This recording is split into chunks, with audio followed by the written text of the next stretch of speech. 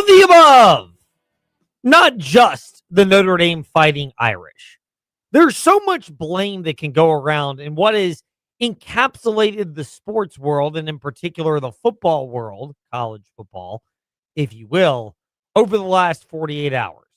But the blame is all of the above. There are a number of places you can turn when looking at how Notre Dame was left out of the college football playoff. First of all, all right, got to get my confession on for a second. I have, as you know, not really been one for pregame, halftime, postgame shows. That's not just including College Game Day, the de facto marketing arm of Creative Artists Agency, better known as CAA, the home of Jimmy Sexton and former home of Clint Dowdle, who are the big wigs when it comes to the coaching search.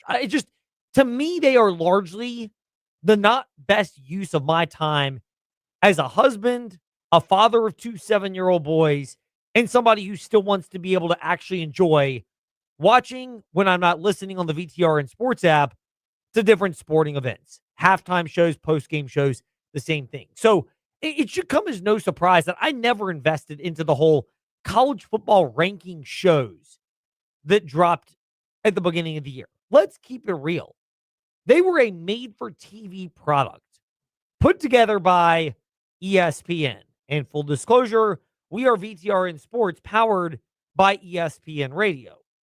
But those whole ranking shows, like I would pay attention, loosely speaking, to the rankings and then listen to certain shows, discuss them more from the effect of it's just additional college football commentary that can frame my opinion on teams in college football and understanding the game itself, but not from a, oh my goodness, I'm outraged. This team was ranked here and that team was ranked there, and this order was all messed up. And yes, I'm using the hand gestures at Fastlane, Ed Lane, and VTR and Sports on Facebook Live and YouTube.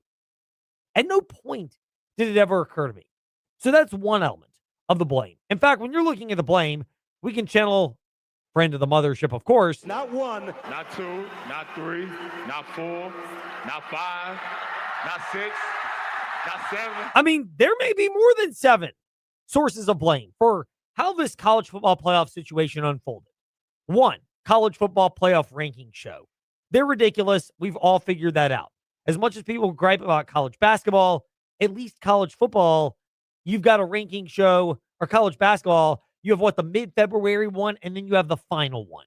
You don't have 6 of them back-to-back weeks where it's all subjective and moved around. Not to mention the lame defenses and the, quote, interviews, end quote, with the selection committee chair, which, by the way, this year was even better because the initial chair had to leave because of personal reasons at Baylor. So the Arkansas AD took over. So you've got that one. College football show for ESPN, which can lead us into another angle. You can blame ESPN to an extent. Now, they would love to have Notre Dame in the college football playoff. Absolutely. Notre Dame or Miami, I think you can flip a coin. Probably Notre Dame by a smidge, but Miami historically is a pretty strong TV draw themselves because they, too, have ignited a level of polarization. But ESPN is the network for the SEC, and we've seen it in the ACC.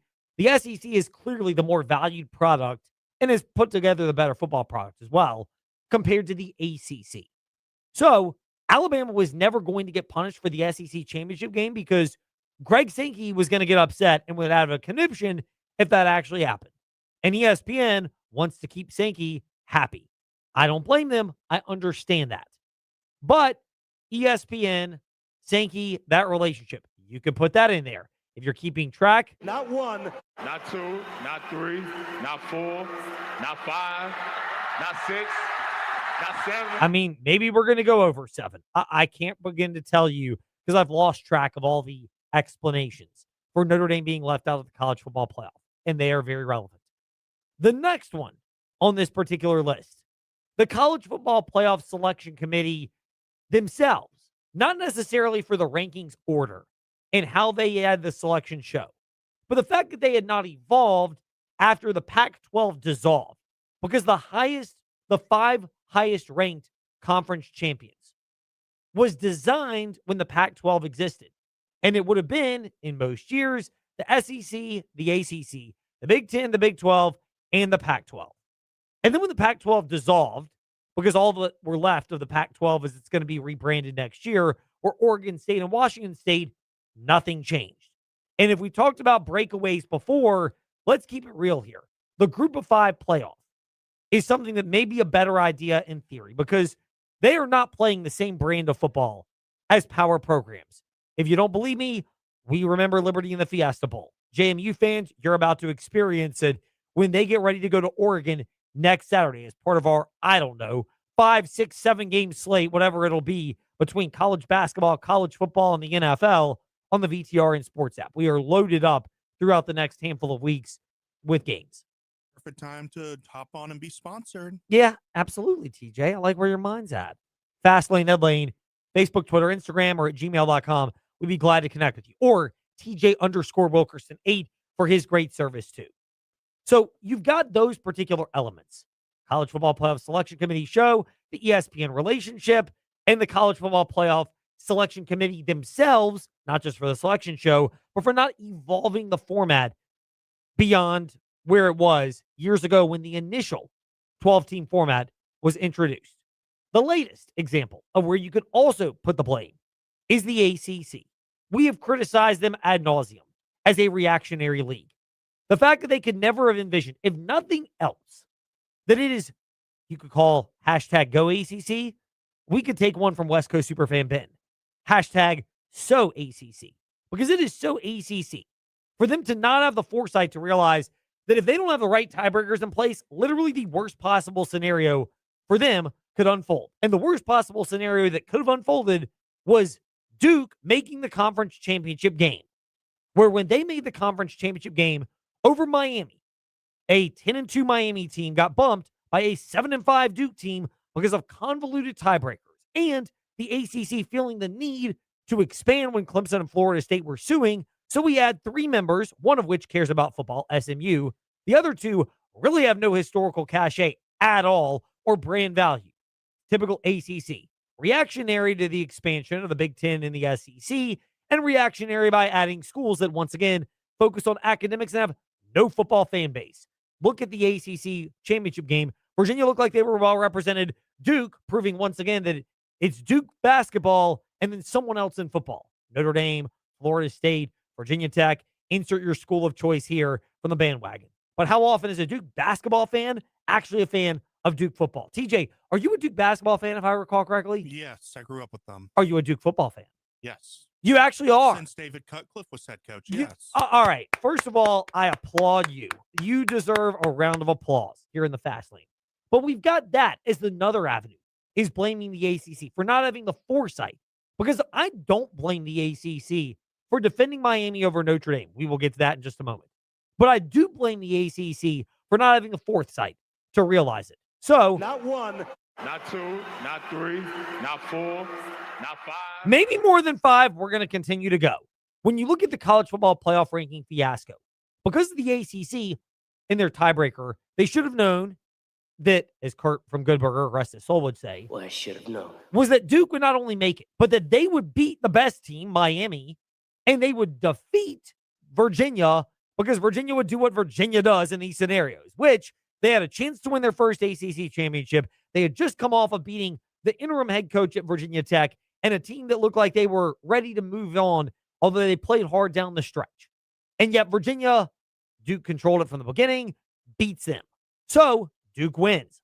Meanwhile, JMU gets that spot because they are the best, and I think this is legitimate, the 5th best conference champion. JMU should have gotten it over Duke. It's not like they were separated by 1 or 2 losses. As LeBron would remind us. Not 1, not 2, not 3. Actually, technically 3.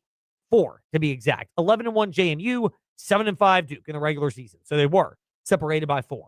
At some point, wins and losses have to matter, even if you have a really weak non-conference schedule. So we've got that. And now, finally, the other element to this. Notre Dame deserves a level of blame for a number of things. One, if you want to be in a spot where you don't have to be subjected to what happens in the conference championship game, wait for it, join a conference.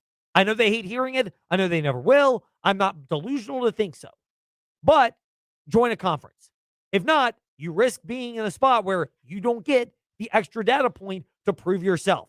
Take ownership and accountability for that. rather than whining and complaining wherever you can be found whining and complaining the way that Notre Dame has. So you factor that into the equation. Here's another one on Notre Dame. You scheduled your 2 hardest games at the beginning of the year when you were not a fully formed offense with CJ Carr and you were replacing defensive coordinator Al Golden. Maybe you could have done this a little bit differently with your scheduling. Or, wait for it, if you were in a conference, you would not have to worry about where your scheduling goes and your best games being played at the beginning of the year. But as an independent, even though you claim people are lining up to play you, does it really look that way? The SEC is about to go to 9 conference games next year. The Big Ten going to do the same thing. With both of them doing that, do you think they want to schedule another hard game by playing Notre Dame? Not really. So, USC looking to get out of it already. Notre Dame claims that the ACC has permanently damaged their relationship and then gets upset because the ACC vouched for Miami. Newsflash, I'll use the analogy here. My Uncle Bill used to date women and tell them I should say this, RIP to my Uncle Bill. I'm not going to say God rest his soul. I guess I should. But my Uncle Bill, who passed away because he was 72, and 50 of those years, he spent, quote, never meeting a drug he didn't like. And shockingly, when you play stupid games like mixing fentanyl, heroin, and cocaine, what happens? You bite the dust. He brought it on himself. Let's call a spade a spade. But Uncle Bill would tell the women all the time what they wanted to hear. And then eventually they'd realize that he was never actually going to commit to them. The ACC may have gotten to the point where they realized Notre Dame is never going to commit to us full-time as a football member. Now, Notre Dame may be backed into a super league, at which point things change. But if Notre Dame's going to join a conference, they would get out of the ACC and they would join the Big Ten and the SEC. So I don't blame the ACC at all for saying, middle fingers to you. I am using 2 fingers here to keep it family friendly for those watching at Fastlane, Edlane, and VTR and Sports on Facebook Live and YouTube. I don't blame the ACC at all. Their loyalty should have been to Miami. And if it's at the expense of Notre Dame, it's at the expense of Notre Dame. It is what it is. Now, as a good partner to Notre Dame, should the ACC have maybe targeted Alabama after the fact? Probably so, because Alabama had 3 losses. Even though, again, Greg Sankey was never going to let the SEC championship game cost Alabama because he's not going to lose that revenue point without a fight. Let's not kid ourselves. So there are a bunch of areas that blame can go around. Now, Notre Dame having this attitude of we have been disrespected by the ACC, how do you think the ACC would have felt if Notre Dame got in at the expense of Miami? I mean, really? Let's not kid ourselves here. That's the other reality of this. So the way the college football landscape works, there are a bunch of different factors that kept Notre Dame out. It's not just one thing, as LeBron James likes to remind us. Not 1, not 2, not 3, not 4, not 5. Maybe more than 5. You can count Fastlane, Edlane, Facebook, Twitter, Instagram, wherever you listen to podcasts. We keep receipts. But the reality is this is what was going to happen at some point, and there were a bunch of areas and ways in which this could have been done differently. And it's amazing because, let's kid ourselves, if Virginia just takes care of business against Duke, this is a non-issue. Because Virginia is the best team from the ACC, there is no perceived pressure to get another ACC school in to the college football playoff. Maybe there is. Maybe Miami goes in anyway. But you don't have JMU taking that bid. And that's the thing to remember. Virginia gets in, JMU would have been bumped out of the college football playoff. In reality, if the ACC had the right format, it would have been Miami versus Virginia, and then one of them would have won that game, probably Miami. But either way, if Virginia or Miami won that game, the other would have had themselves to blame for losing the game. That's it. But there are a bunch of different angles to this. Meanwhile, a bunch of different angles to how you can save money. But the easiest is just remember, now through Christmas Eve, enter the promo code Christmas at checkout for 24% off the list price of every single item. Food, like TJ's Spot, the yard on 5th Street, as well as Oliver's on Rivermont. 801 Raw Bar has now blended with Oliver's on Rivermont. They are together. You go to Oliver's, you can get either menu or mix and match off the Oliver's and the 801 Raw Bar menu. They are at Oliver's on Rivermont. It's a really cool concept you'll be hearing more about on the Virginia Talk Radio Network. SCFRed.com, club memberships, maybe one of those Aqua Truck Adventures, gift certificates, or individual or couples try scuba certification classes or scuba certification classes at InsaneRadioDeals.com. Now through Christmas Eve, everything is 24% off the list price. We will get to covering the Commonwealth in just a moment. Before we do that, though, other topics in. It's time for Fast Five at 5-ish. 5-ish minutes on 5 relevant topics done around 5 p.m. ish. Ish? Because our counting skills are kinda ish. Let's start with number 5. On the subject of Notre Dame and their displeasure with the ACC, the one area I will say that I have no issue with Notre Dame is backing out of the college football bowl games. And yes, it may have been out of spite because ESPN is the one in charge of the majority of these bowl games and is the one who's in charge of the majority of the bowl games. Notre Dame may have wanted to stick the proverbial middle fingers to Notre Dame, to ESPN. But the reality is, I'm kind of glad this trend has been going on. The bowl game setup has been bloated for a while. They're not really ones that are valuable. And we've already known when players opted out with Leonard Fournette and Christian McCaffrey back in 2016, it set off in motion the reality these bowl games don't matter. But this was set off in motion decades before that.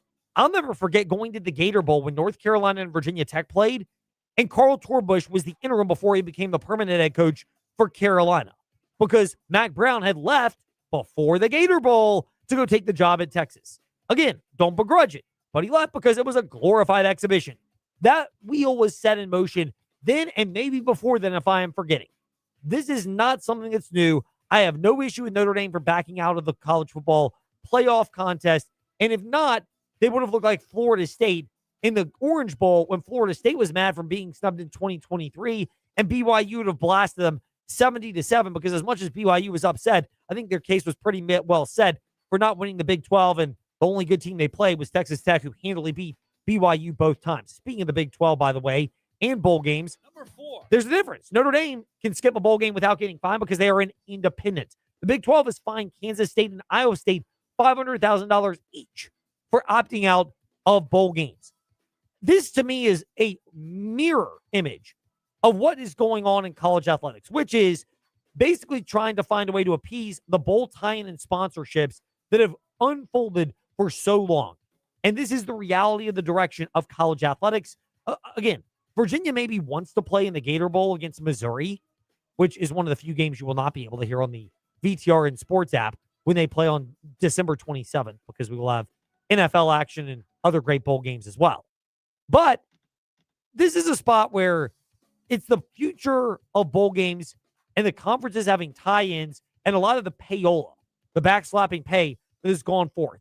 I just think you're going to find it harder and harder. We've already seen the value of bowl games as they've transpired in prior seasons. Meanwhile, speaking of things that have transpired in transactions, Number 3. JMU replaced one Jimmy Sexton client, Bob Chesney, with another, Billy Napier, on that 5-year deal. Not at all surprised that that's the direction it went for the JMU Dukes. The most impressive thing is that it did not seem to impact JMU in the Sun Belt Conference Championship game this past Friday. They didn't look great at the beginning. I wonder if as much of that you would attribute to weather as you would to anything else. Meanwhile, from that too, Number 2.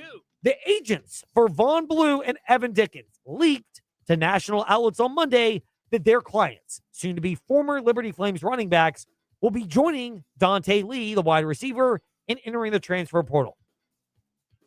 Can we cool it for a second? The Liberty Flames fans who believe that this news is somehow an indictment on head coach Jamie Chadwell. Are we not paying attention here? Open your eyes for a second. The agents for all 3 of these players leaked this information. The agents leaked is code for it's about getting as much financial resources, or better known as dollar bills, for their clients as possible. It was never going to be at Liberty regardless. These guys use Liberty as a feeder program. I don't blame them. I think it's part of the system, but I don't blame them. We'll have more with this from John Manson from MississippiRed.com Thursday in the Fast Lane. We have shorter editions tomorrow and Thursday because of the games that are taking place on our networks, Virginia Tech women's basketball and men's basketball, the next couple of days. But I have no issue with this. But the idea that, oh my goodness, we need to freak out about it. Really? This is what's got you up in arms? Meanwhile, Number 1. James Franklin targeting Brent Pry to be the defensive coordinator at Virginia Tech. And he's bringing on the former co-offensive coordinator of Penn State as well. Look, when you hire James Franklin, you had to have an idea that he has full autonomy. If he wants to get the band back together again, so to speak, that's the case. I love it from an X's and O's standpoint. I think it does say a lot about the relationship between James Franklin and Brent Pry. And Franklin got very emotional when discussing Brent Pry at that introductory press conference a couple of weeks ago.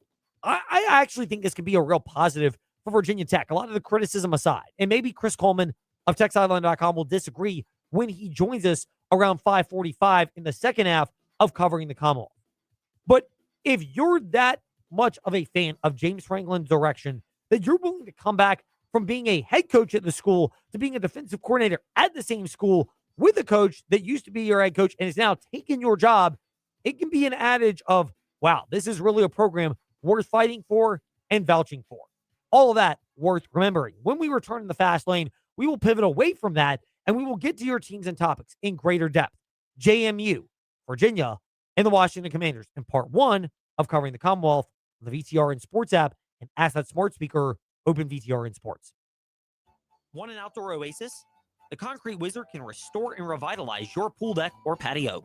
After the Concrete Wizard works the magic, your old, tired concrete will look new again. For pool decks, the Concrete Wizard can install a safe, innovative rubber surfacing option that's slip-resistant, soft, and easy on the feet. A great choice for families and anyone concerned about safety. Visit theconcretewizard.com for some ideas, then contact them today for a free consultation to create your perfect outdoor oasis. Looking for everything happening in and around Central Virginia that used to be in the morning paper? Start your day at the lynchburgportal.com. Get the latest news updates from Bill Trevero, plus up-to-date weather from VTRN's own in-house meteorologist, Matt Ferguson. So you're always in the know before you head out the door. Want to listen on the go? Stream classic hits on Rewind 103.9. Get breaking local news on WIQO, or catch the best sports talk and play-by-play on VTRN Sports, powered by ESPN Radio, all right from the portal. Looking to save? Check out insane radio deals for great local discounts, or explore local podcasts featuring the voices and stories that make our community special. Plus, connect with local businesses through the Lynchburg Business Alliance directory and stay in the loop on the latest events from Lynchburg Tourism. It's all right here. Local news, weather, sports, deals, and more at the lynchburgportal.com. Your gateway to everything Lynchburg. VTRN Sports is better than ever. We've reaffiliated with ESPN Radio, bringing you the legendary national perspective you trust and the local voices you love. Wake up with the morning warm-up with Trey Lyle weekdays at 7. Drive home with Ed Lane on the Fast Lane at 5. And don't miss Foster and Friends with legendary Hokies DC Bud Foster Saturdays at 9 a.m. We've got your teams: high school, Hokies, Hoos, Flames, Dukes, the Commanders, and NASCAR, all covered. VTRN Sports, powered by ESPN Radio. From the blue waters of the Chesapeake Bay to the hills of Tennessee, listen to The Fast Lane with Ed Lane and Trey Lyle on the VTRN Sports app.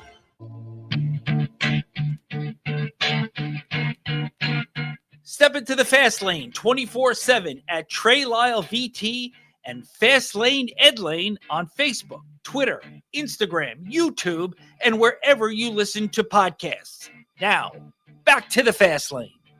That was fast. Our insight, I don't know. You be the judge. Fast Lane, Ed Lane, wherever you listen to podcasts. And guess what? We keep receipts. And Facebook, Twitter, Instagram. The insight, always fast and furious. But the change in coaching staffs from one to the next, that's where you begin.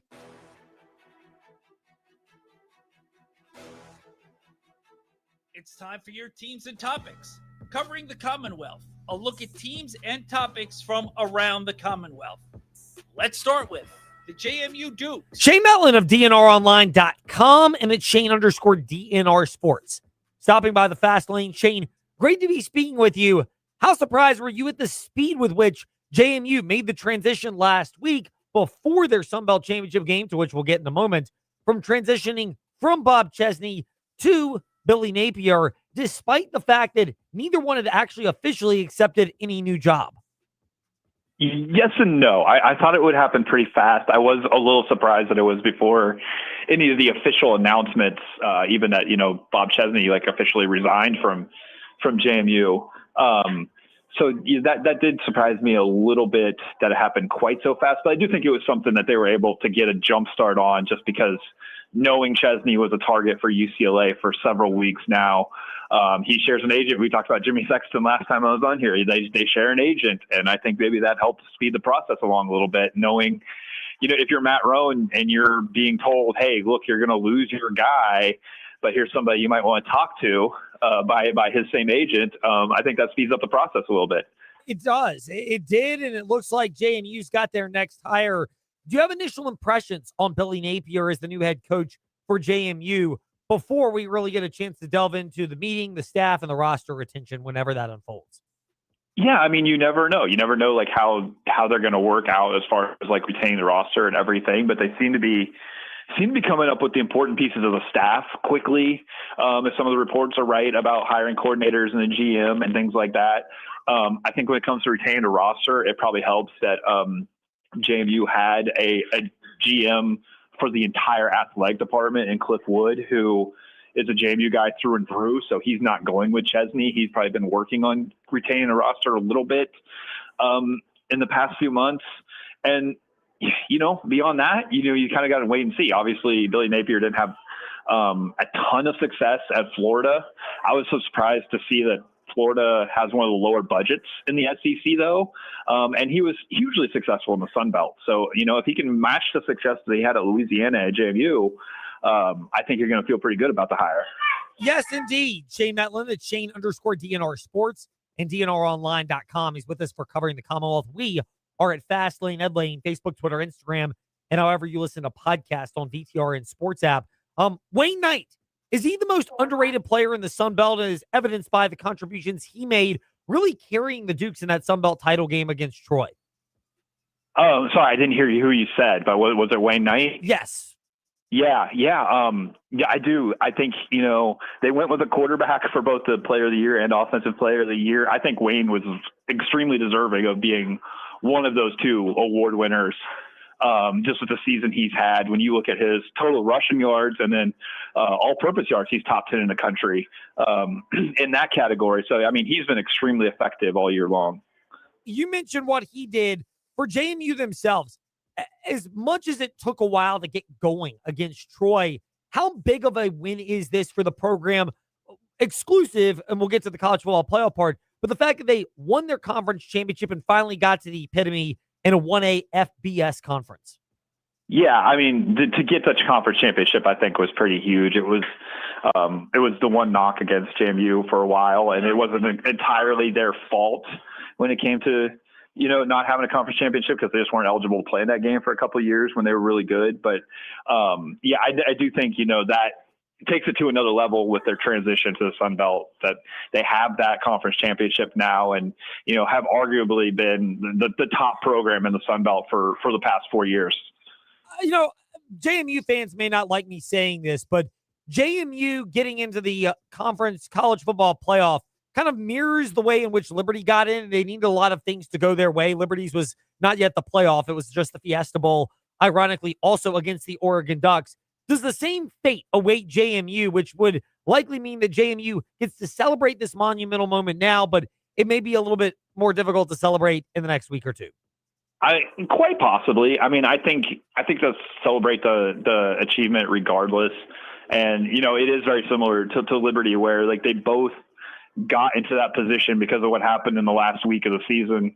So yeah, it does feel similar. I think these are similar teams. I mean, I think back to 2 years ago when Liberty did get that, and you look at JMU's roster when they weren't eligible. I think that team that JMU had would have been capable of competing with some teams in the playoff. But that's hindsight, seeing what those guys did in Indiana and other places. So you never know. This is going to be such a measuring stick for JMU and these players. Are these guys who could play at that level like some of the guys who left 2 years ago, or is it going to be more like the Liberty game? I think it'll be really interesting to see. Yes, it will. We look forward to that. Shane, we look forward to your analysis again in another week for our last edition with you of covering the Commonwealth in 2025. We will be off for a couple of weeks with bowl games galore, the weeks of Christmas and New Year's. Thank you for your time, though, today here in the Fast Lane. All right. Thanks, Ed. Now to UVA. JerryRatcliffe.com founder and contributor, Jerry Hootie Ratcliffe. Hootie, all the excitement and buzz got sucked out of the room when Virginia threw that interception against Duke this past Saturday. We will get to that. Trick plays. Virginia probably doesn't want to think about that in the meantime. But how much of this was also a testament to the fact that Duke came in with that 9.5-minute touchdown scoring drive to start the game? And it felt like that really set the tone of this being a game where it was going to be more close to the vest, which had to leave Virginia fans a little bit more antsy. I think, Ed, you have to give Duke's coaching staff a ton of credit for trying to find a way to negate all the advantages Virginia had in that first game. And the one thing that would work is what they did is they put together, they just nickel and dimed Virginia to death and shortened the game.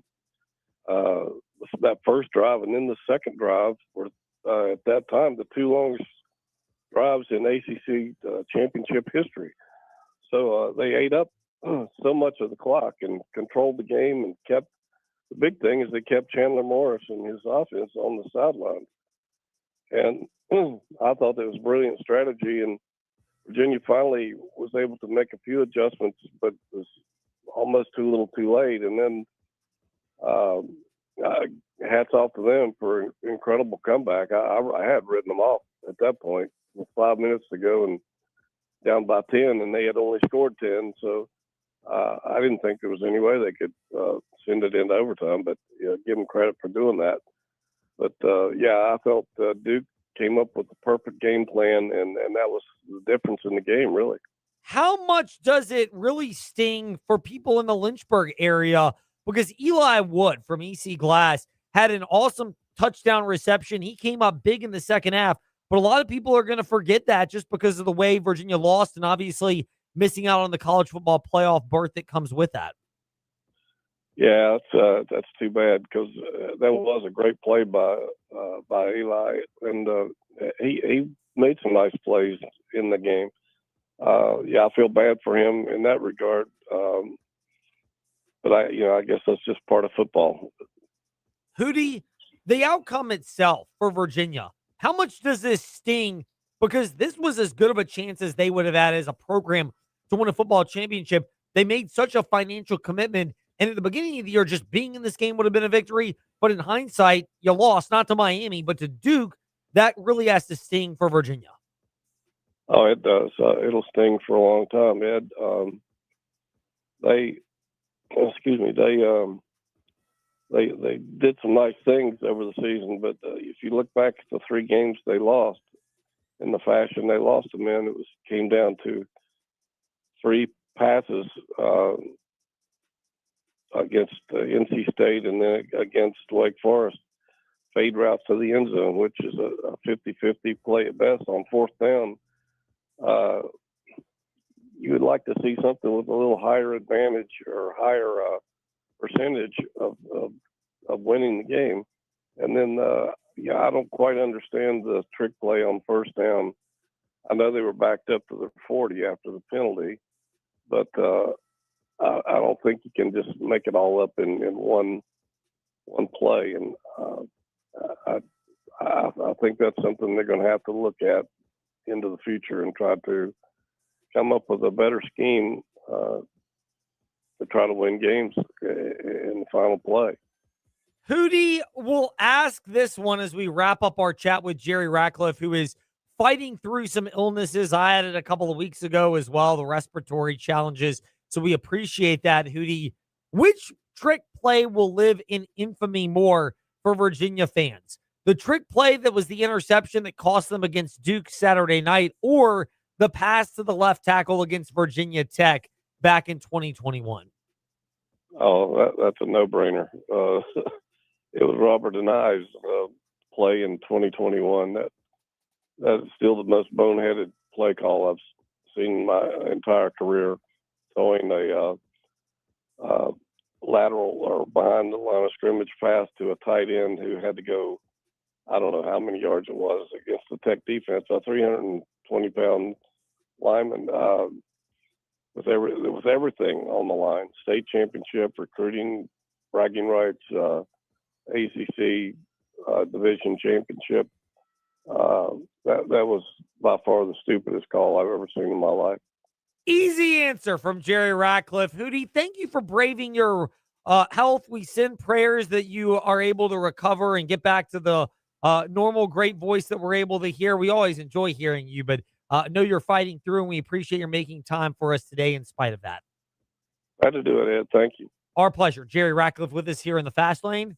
Now to just for you haters, left hand up the Commanders. Candy Baller, Madam President of Bowie TV Sports. She was present in the press box in Minneapolis this past Sunday.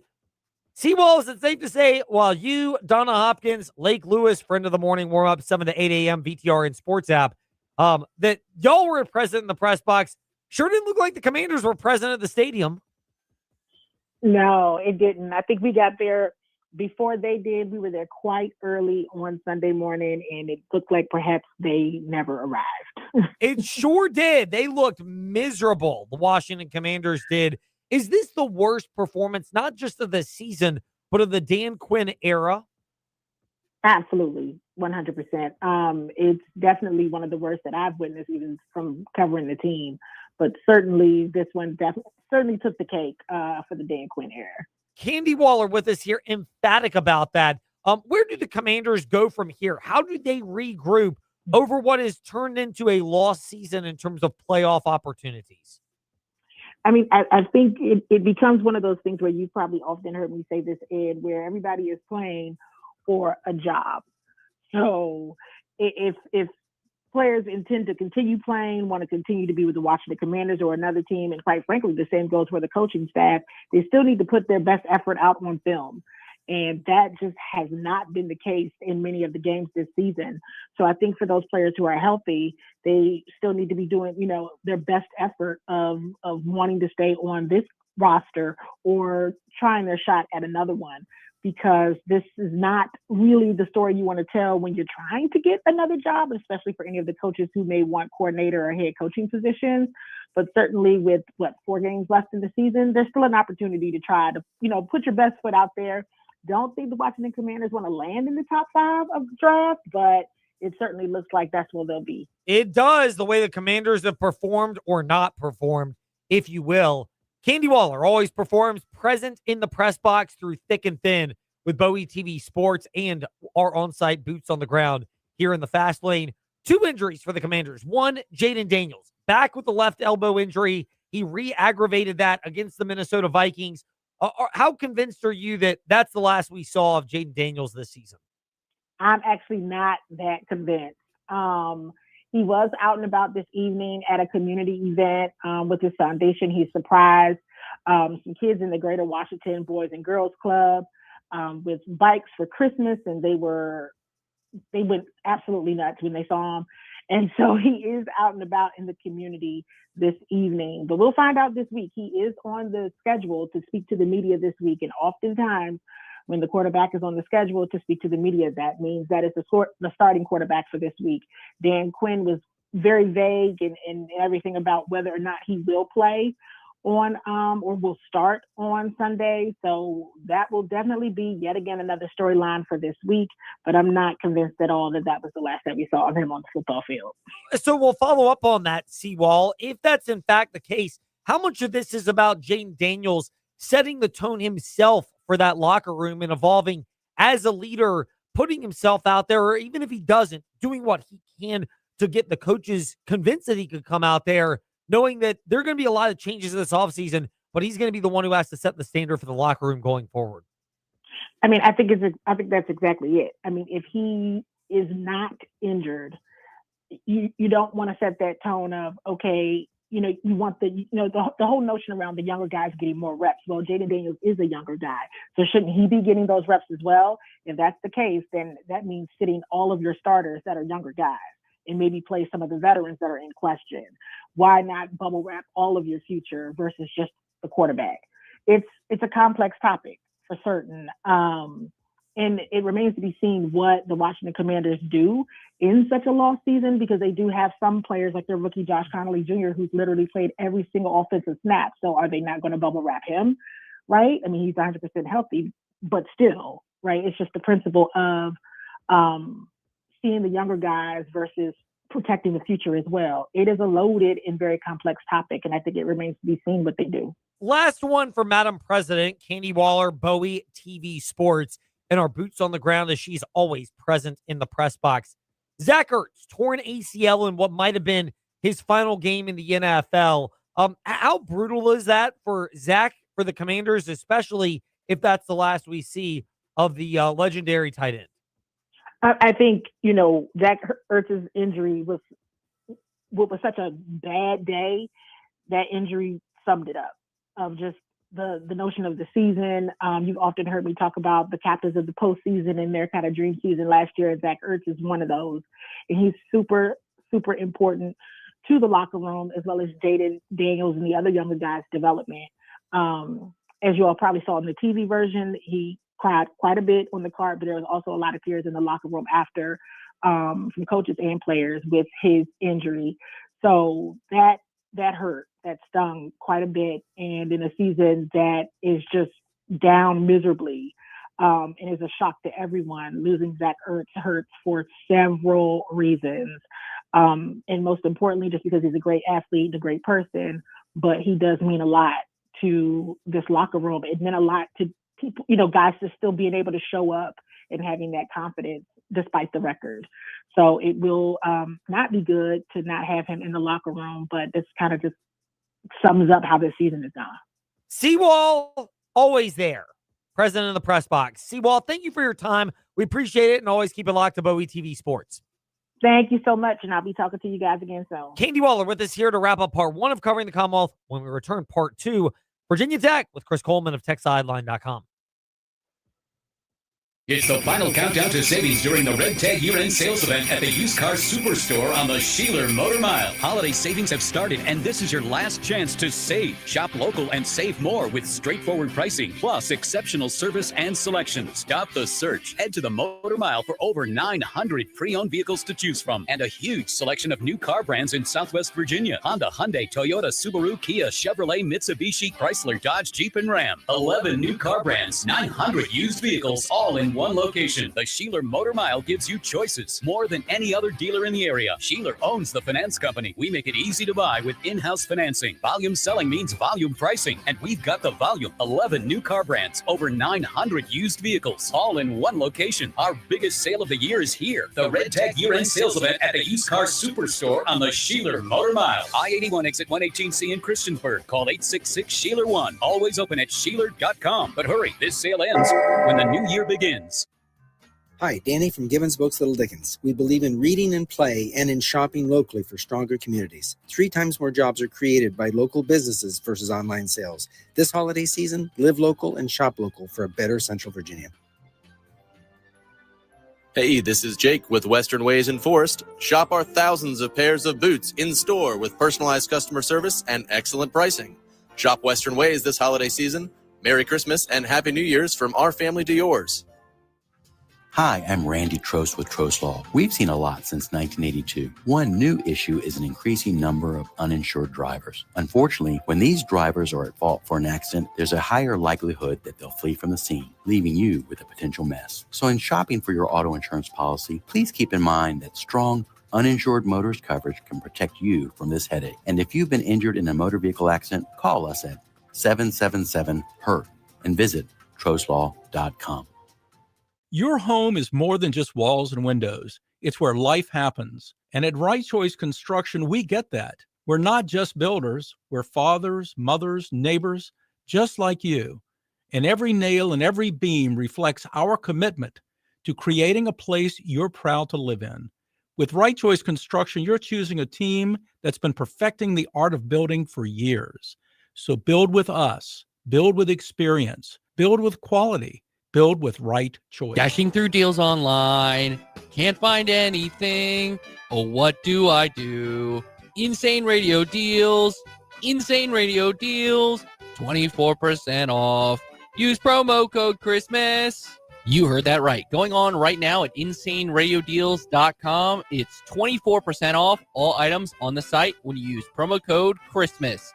That's promo code Christmas at checkout for 20% off all items at insaneradiodeals.com. FarmersBank.com. Hi, I'm Bonnie Brooks with the Farmers Bank of Appomattox, sending best wishes to all of our friends and customers during this pleasant time. We encourage you to think local, be local, and buy local this holiday season. Merry Christmas and a Happy New Year from your friends at Farmers Bank. Hi, this is Bill Roth of the Virginia Tech Hokies. You know, all of us here at the Virginia Tech Sports Network want to send our heartfelt thanks and our very best holiday wishes to you and your family. We're grateful to have you as part of the Hokies community, and we appreciate you tuning in to our Tech football and basketball broadcasts right here on VTRN Sports Lynchburg. Happy holidays, everyone.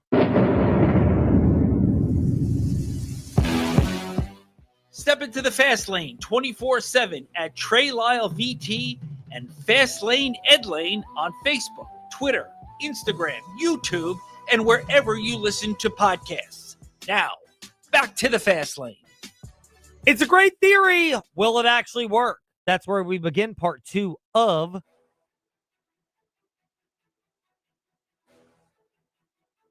It's time for your teams and topics. Covering the Commonwealth, a look at teams and topics from around the Commonwealth. Let's start with the Virginia Tech Hokies. Chris Coleman of TechSideline.com with us here in the Fast Lane. Fast Lane, Ed Lane, Facebook, Twitter, Instagram, wherever you listen to podcasts. And, of course, TechSideline.com and the latest TSL podcast, which, to get my usher on for a moment, I have not had a chance to listen to, about Brent Pry returning as the defensive coordinator, as well as Ty Howell, the next offensive coordinator. We'll get to him in a moment. Brent Pry returning as defensive coordinator. Great in theory, but is it great in practicality? That's the question we ask right now as we welcome in Chris Coleman from TechSideline.com.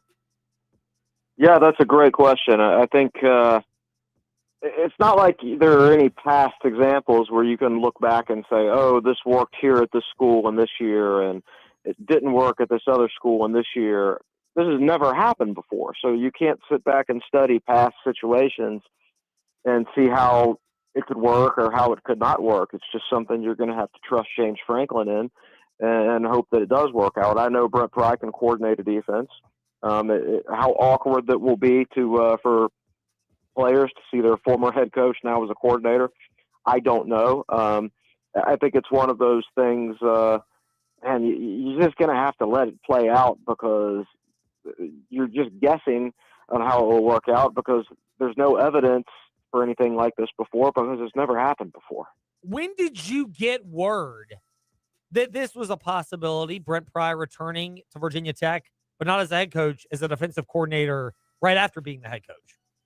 I mean, it's been rumored for a while. People have talked about it, more joking than anything, I think. But this past weekend, the rumors started getting hot and heavy, and then it started getting reported on some national analysts, by some national analysts. And, you know, we got a good source to confirm it for us today. So as far as I'm concerned, it's a done deal. Brent Pry, defensive coordinator for the Virginia Tech Hokies. I mean, I know this is weird to say. Evaluate the hire? I think I think it could be one of the best stories in college football if it works out. Like, imagine a future maybe like 2 or 3 years from now where Virginia Tech is hosting College Game Day and they're in town for a big game, and that's their feature story of the day, is Brent Pry staying at Virginia Tech after getting fired as defensive coordinator, right? I think that has this chance to be a special story. On the other hand, if it doesn't work out, you know, Franklin would have expended quite a lot of his initial capital with the fan base. And then you'd have to fire Brent Pry twice. And good gracious, he's such a nice guy. Nobody wants to do that. I think it will probably work out. But there are some risks involved. But there are risks involved no matter what coordinators you hire. And ultimately, I think that's why he landed on Pry and Ty Howell. I think if you look at Penn State, the last few coordinator hires he's made, they've been splash outside hires that most people thought on paper, yeah, those are really good hires. That's going to work out. But they didn't really work out, and you could argue that's the reason he got fired. So I think he might be a little bit gun shy from hires like that based on recent experiences, and that's made him come back around to the idea of familiarity with his coach hires. Chris Coleman, TSL, Tech Sideline on Twitter and Instagram, or just a .com to check out their website as well. Chris, Ty Howell, co-offensive coordinator for James Franklin at Penn State. Am I reasonable to be concerned as to which offense we get, the more expansive one that Franklin says he'll bring, or the one that looked pretty conservative at times and had a lot of folks up there up in arms? That's a good question. He was co-offensive coordinator up there, and with the type of offense Franklin says he wants to run, and sometimes the type of offense they were running at Penn State, I have to wonder whether that staff was cohesive. If you brought in an offensive coordinator with one set of ideas, and then you had other coaches on the staff, maybe even the head coach himself, with a different set of ideas, and when that happens, the production is not going to be there as much as it should. So it's just one of those things where I not being in the room, I don't know the dynamics of that coaching staff. I can only speculate. I think it says a lot that Franklin isn't trying to bring his offensive coordinator with him. Instead, he's bringing the co-offensive coordinator with him and promoting him to offensive coordinator. That might tell us all we need to know about the cohesiveness of that staff. I don't think Franklin got exactly what he was looking for. Not to suggest that the guy he hired was bad, but it just wasn't the right fit at the right time, maybe. I'm guessing that's the idea behind it, but don't know it for a fact. When do you anticipate the full lineup of coaches, assistant coaches, that is, will either be leaked or announced by the staff at Virginia Tech? As far as official announcements, man, I don't know. It's how many of these guys are going to stay and coach at bowls at whatever schools they're going to be at. I would expect within the next week to 10 days, we'll have a very, very good idea on the assistants. But as far as official announcements, we could see that come out in pieces over the course of the next 3 weeks or so. Chris Coleman, TSL, TechSideline.com, and the latest TSL podcasts, which dropped today. The first one, by the way, that dropped today was a tease analyzing the recruiting 2026 from the recruiting class offensively. Do you see these as being players that will make an immediate contribution out of necessity given the likely roster changes, or is this more of an indication of what you can expect Virginia Tech to value in terms of long-term projections? Just in terms of the offensive class, I think there's some guys that are more capable of contributing early than you see in most Virginia Tech classes, which makes sense when you consider the ranking of the recruiting class. So much of it is going to be dependent on what they do in the transfer portal. How many starters on the offensive line are they going to sign? Or Marcellus Hawkins, is he going to come back? Oh my gosh, their backup running back, whose name escaped me right now, Jeffrey Overton, who flashed so many big plays towards the end of the season. If he and Hawkins are both coming back, do you sign a third tailback in the portal? Because that could impact whether Messiah Mickens plays or not. I see more guys that are physically capable of helping early. Whether or not they do or not is kind of portal dependent. Chris Coleman with us here in the Fast Lane. He's at Chris Coleman TSL. Chris, I'm sure they're just waiting for January 2nd and not actually doing their due diligence on players who are waiting to officially enter the portal. Never mind that a bunch of them have already dropped their names as portal entries with their seasons wrapping up, or saying it's going to happen through their representation. Maybe I'm off, but I believe that's code for dollar bills, y'all. Being at work. How much do you expect Virginia Tech to add? If you had to put a ballpark number, 30, 40, 50, 60, where are you looking in terms of the volume? I haven't really had a great chance to study the roster yet. We've been so busy with signing day and trying to cover these coaching hires and things like that. I would expect it to be substantial. It wouldn't shock me if half the roster or more was turned over.